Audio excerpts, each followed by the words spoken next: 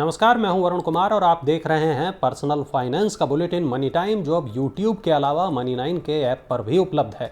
इस खास शो में आपको मिलेगी हर वो खबर जिसका आपकी जेब से है सीधा सरोकार। और आज की पहली खबर है लोन लेने वालों की प्लानिंग कर रहे लोगों के लिए। दिसंबर से पहले अप्लाई कर दें, वरना बाद में ज्यादा कीमत चुकानी पड़ सकती है। लोन लेने वालों के लिए ये एक अलार्मिंग न्यूज है। ब्लूमबर्ग के सर्वे के मुताबिक आरबीआई इस साल दिसंबर अंत तक रेपो रेट को बढ़ाकर 6% कर सकता है। और इसका मतलब ये होगा कि होम लोन, ऑटो लोन और अन्य सभी तरह के जो लोन हैं उनकी ईएमआई और बढ़ जाएगी। पिछले एक साल के दौरान होम लोन पहले ही 1% महंगा हो चुका है। और ऐसा इसलिए हुआ क्योंकि केंद्रीय बैंक ने 4 महीनों के दौरान रेपो रेट को 4% से बढ़ाकर 5.40% कर दिया है। होम लोन सहित अन्य सभी लोन रेपो रेट से लिंक्ड होते हैं, इसलिए रेपो रेट बढ़ने से सभी तरह के जो लोन हैं वो महंगे हो जाते हैं। अगली खबर की तरफ चलते हैं। और अभी भी बहुत ज़्यादा महंगा है स्वास्थ्य बीमा। इरडा ने इसकी लागत को घटाने का सुझाव दिया है। भारतीय बीमा नियामक एवं विकास प्राधिकरण यानी इरडा के चेयरमैन देवाशीष पांडा ने मंगलवार को कहा कि स्वास्थ्य बीमा समाज के कई वर्गों के लिए काफ़ी महंगा है, इसलिए इसकी लागत घटाने के लिए और पहुंच बढ़ाने के लिए इंटरनेट का, प्रौद्योगिकी का लाभ उठाने की जरूरत है। उच्च परिचालन और वितरण लागत, अप्रत्यक्ष लागत के रूप में अस्पताल खर्च के कारण स्वास्थ्य बीमा महंगा है। इरडा के चेयरमैन ने कहा कि निर्धारित मूल्य शायद बहुत ज्यादा है, बहुत अधिक है, जिससे समाज के कई वर्गों को बीमा कवर उपलब्ध नहीं है। बीमा को किफायती बनाने के लिए खर्चों को कम करने के तरीकों पर गौर किया जाना चाहिए। नियामक उद्योग की मांग के मुताबिक खर्च प्रबंधन की सीमा में ढील देने पर काम कर रहा है। एनपीएस सब्सक्राइबर्स के लिए एक बड़ा बदलाव होने जा रहा है। ई नॉमिनेशन का जो तरीका है वो बदल जाएगा। गवर्नमेंट और कारपोरेट सब्सक्राइबर्स के लिए नेशनल पेंशन सिस्टम में ई नॉमिनेशन प्रोसेस फ्लो में बदलाव होने जा रहा है। पीएफआरडीए के मुताबिक मौजूदा एनपीएस सब्सक्राइबर्स अपने पीआरएएन में नॉमिनेशन को अपग्रेड करने के लिए खुद के लॉगिन क्रेडेंशियल का उपयोग कर सकते हैं। सब्सक्राइबर्स नॉमिनेशन में बदलाव के लिए आवेदन संबंधित नोडल ऑफिसर, कारपोरेट या पॉइंट ऑफ प्रेजेंस पर भी भौतिक रूप से दे सकते हैं। पीएफआरडीए ने कहा कि अगर नोडल ऑफिसर आवेदन मिलने की तारीख से 30 दिनों के भीतर उचित कार्रवाई नहीं करता है, तब ये ऑटोमेटिक रूप से सीआरए में अप्रूव्ड हो जाएगा। नया ई नॉमिनेशन प्रोसेस फ्लो 1 अक्टूबर से लागू हो जाएगा। अब आपको बताते हैं ईपीएफओ से जुड़ी एक अच्छी खबर। सेल्फ एम्प्लॉय लोगों को भी इसका लाभ मिल सकता है।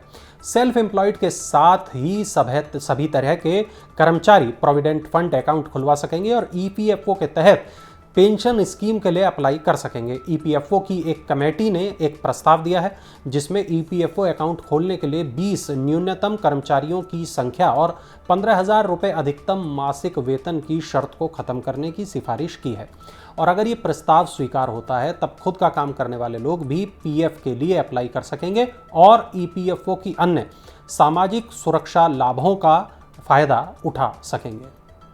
अगली खबर भी ईपीएफओ से जुड़ी हुई है। पेंशनर्स को अब ये परेशानी तो बिल्कुल नहीं होने वाली है। कौन सी परेशानी, चलिए जानते हैं।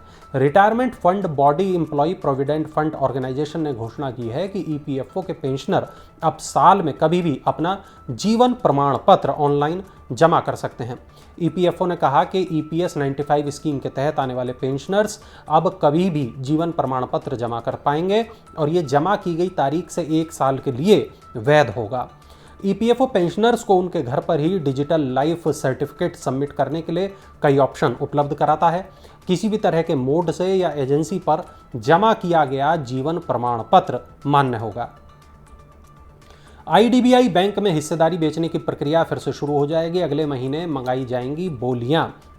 सरकार अगले महीने आईडीबीआई बैंक में हिस्सेदारी बेचने के लिए शुरुआती बोलियां आमंत्रित कर सकती है। इस बारे में आरबीआई के साथ बातचीत अंतिम चरण में है।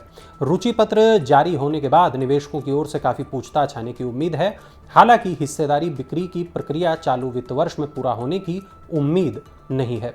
मंत्रिमंडल की आर्थिक मामलों की समिति ने मई 2021 में आईडीबीआई बैंक में रणनीतिक विनिवेश और परिचालन नियंत्रण के हस्तांतरण के लिए सैद्धांतिक वार्षिक मंजूरी दी थी। वर्तमान में बैंक में सरकार की 45% हिस्सेदारी है, जबकि LIC के पास 49.24% हिस्सेदारी है।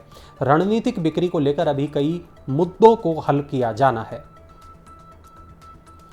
भारत में 2030 तक होंगे 5 करोड़ इलेक्ट्रिक वाहन। EV चार्जिंग कंपनियों में रोजगार के मौके भी उपलब्ध होंगे। देश की सड़कों पर इलेक्ट्रिक वाहनों की कुल संख्या 2030 तक लगभग 5 करोड़ हो सकती है। इलेक्ट्रिक वाहन चार्जिंग कंपनियों के लिए ये एक बड़ा मौका साबित हो सकता है। KPMG ने एक रिपोर्ट में ये अनुमान लगाया है और इस रिपोर्ट के अनुसार भारत में इलेक्ट्रिक वाहन तेजी से लोकप्रिय हो रहे हैं और ये गाड़ियां क्रमिक रूप से मुख्यधारा में शामिल हो रही हैं और यही वजह है कि पिछले वित्त वर्ष में EV की बिक्री 3 गुना बढ़ गई है। मार्च 2022 तक इलेक्ट्रिक वाहनों की संख्या 10 लाख के आंकड़े को पार कर चुकी है और इस वक्त देश में लगभग 1700 सार्वजनिक चार्जिंग स्टेशन हैं। निजी यात्री वाहनों के लिए चार्जिंग व्यवसाय में 2025 तक 8 से 10% और 2030 तक 35 से 40% वृद्धि की उम्मीद है। लोन महंगा होने के बावजूद भी महंगे हो रहे हैं मकान और आगे भी कीमतें बढ़ने का है अनुमान। चालू वित्त वर्ष 2022-23 की पहली तिमाही में 42 शहरों में घरों के दाम बढ़ चुके हैं। राष्ट्रीय आवास बैंक के आवास मूल्य सूचकांक से ये जानकारी मिली है। इस दौरान 5 शहरों में घर सस्ते हुए हैं, जबकि 3 में कीमतें जो हैं वो स्थिर रही हैं। NHB ने कहा कि सभी 8 प्रमुख महानगरों में वार्षिक आधार पर सूचकांक में वृद्धि दर्ज की गई है।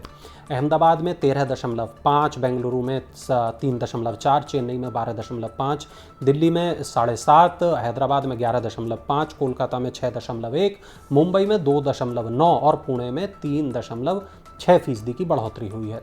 तिमाही आधार पर 50 शहरों का सूचकांक 1.7% बढ़ गया, जबकि पिछली तिमाही में इसमें 2.6% की वृद्धि हुई थी।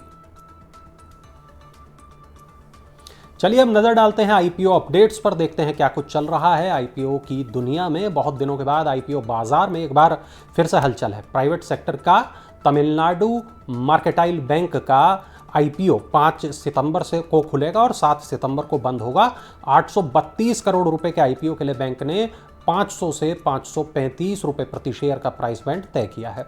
तमिलनाडु मर्केंटाइल बैंक देश के सबसे पुराने प्राइवेट बैंकों में से एक है। ये मुख्य रूप से MSME, कृषि और खुदरा ग्राहकों को बैंकिंग और वित्तीय सेवाएं मुहैया कराता है। तो ये थी आज की तमाम बड़ी खबरें, जरूरी खबरें, महत्वपूर्ण खबरें, और ऐसी ही तमाम खबरों के लिए जरूर डाउनलोड कर लें आप Money9 के ऐप को, ताकि ये जो तमाम खबरें हैं वो आप तक वक्त से पहुंचती रहें।